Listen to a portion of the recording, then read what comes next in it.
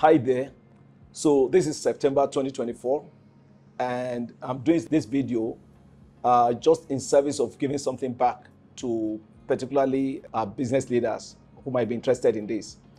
There's so much noise around the harsh economy, how businesses are failing. There's the grumbling around what can the government do, our leaders do better to enhance the quality of life in the country, in Nigeria at the moment, and so on and so forth. On the back of that, I just thought, look, I'm not going to make any political comments or commentary on that, but talking to business leaders, what I want to offer today is that as it relates to your commercial or financial transactions, you've got to look before you leap. Absolutely look before you leap. In relation to your cash utilization, if you make a wrong move, there's hardly going to be a second chance to correct the wrong. I think it was 5 years ago on the invitation of the University of Lagos Alumni Association, UK, I gave a lecture in London as guest speaker when I was talking about, retirement.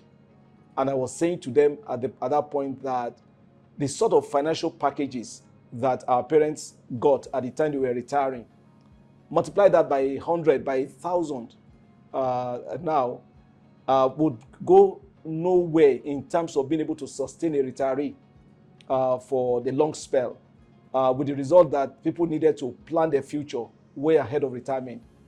But looking back, it was as if it was some sort of a prophecy, because even I didn't envisage that the situation would be what it is today. So it leads me to say, look, sometimes you have to face the reality and say it is what it is. What do I do as a manager of resources to ensure that within the limit of my ability and what I can control, how do I manage that? If in the past the level of your rigor on a coefficient of 1 is 0.9, and it's the reason now it will be absolutely on 1.0, and you should not feel any guilt about that, because ultimately, if people were saying cash was king in the past, today that's an understatement. Your cash is everything as it relates to business. And sometimes it is important to know that what you see from the outside does not tell the whole story when it comes to a business. Does not tell the whole story. Let me give you an example. I was in Ghana. This was when I was running Guinness Ghana. And I had a friend, a Lebanese friend, that had a very thriving restaurant, actually. I think one of the best easily in Accra at that time. In fact, the footfall was massive. You had to book in advance. You got there, you had to go on the queue and so on and so forth. But there was a Friday. On a particular Friday, I hadn't booked, but hey, it was my friend. I thought I would get a seat anyway.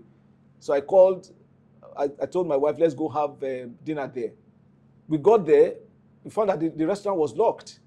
So I called the guy, I said, what's happening? I'm in front of your restaurant. It's closed. Is it closed for this evening or what? He said, no, it's closed permanently. So I said, what? How do you mean? What do you mean by that? And he said, well, I can come and see you tomorrow if you have time. I said, yeah. So I invited him home. He came with his wife.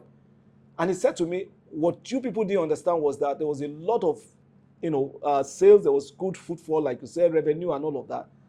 But the reality was that the cost line just became unmanageable, with the result that I was not making money. And that takes me to the whole subject about how, especially SMEs, how they measure whether they are successful or not. Sometimes when some of them say they are making money, what they're referring to is revenue. But the reality is that somebody needs to simplify to everybody on the street to understand that when you're running a business, the whole thing about whether you're making money is all in the simple equation of A minus B equals C. A minus B equals C. A is your revenue. So the sales, the price you get of that together and all of that, all of the money coming in is A. All of your cost lines, whether that's part of what you depreciate or what you expense or whatever, comes in as B. And then whatever is left from A out deducting B is what you call making money, not your A. And so his point was, the point of my Lebanese friend was, yes, at top line I was doing well, but the reality is that, with what was coming through as B, C was very messy. I had to quit, or I was going to have a stroke.